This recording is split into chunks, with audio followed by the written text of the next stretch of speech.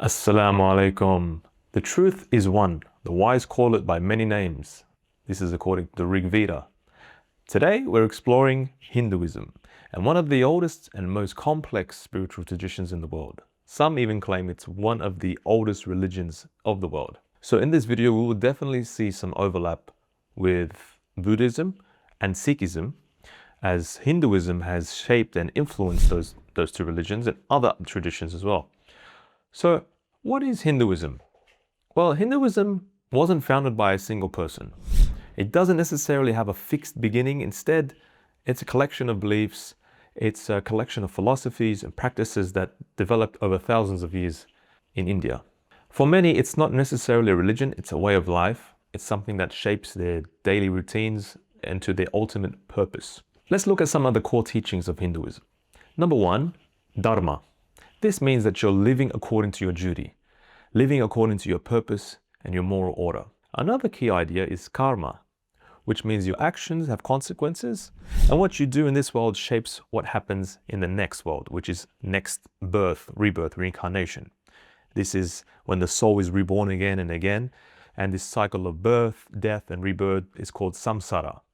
So the ultimate goal in Hinduism is to break free from this cycle, very similar to Buddhism.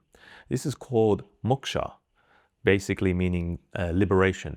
So that's when the soul realizes its true nature and becomes united with the ultimate reality, and often this is referred to as Brahman. God and belief. Hinduism is quite diverse. There are many Hindus who believe in many gods, hundreds of gods, and there are some Hindus who believe in an ultimate reality, the Brahman, and others seem to have a belief of many different deities such as Vishnu, Shiva, and Devi. Some traditions are more philosophical, some are more devotional, but it seems to be polytheistic religion, but it definitely varies. Hindus believe in worship many gods, and this can be seen in their temples with their many statues and their idols that Hindus believe contain vibrations and connections of energy when offering food, offering flowers, offering prayers, and so forth. Let's look at the scriptures. Hindu teaching comes from a wide range of texts, including the Vedas, which are among some of the oldest religious texts in the world, the Upanishads, which are more philosophical, they're more reflections, and then you've got the Bhagavad Gita, which is a famous dialogue about duty, action, devotion, ethical teachings. What about afterlife and the greater picture? So in Hinduism, life is a continuous cycle of rebirth, and this is your karma that determines your next life. And the goal here is to escape that cycle. In short, living according to your purpose and acting with awareness is the core teaching of Hinduism.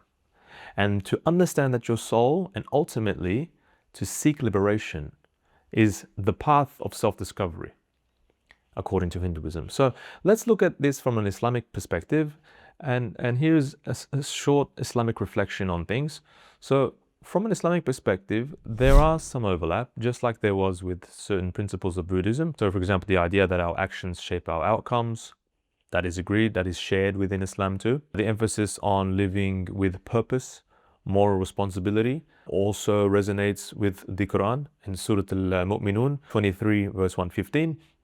Did you think we created you without purpose? Allah says, and that you would not be returned to us. Apart from the similarities, there are differences. So obviously Islam rejects the idea of reincarnation, and Islam teaches that everyone will be judged and will followed by accountability, an eternal afterlife. Hinduism leaves us with a powerful question, nonetheless.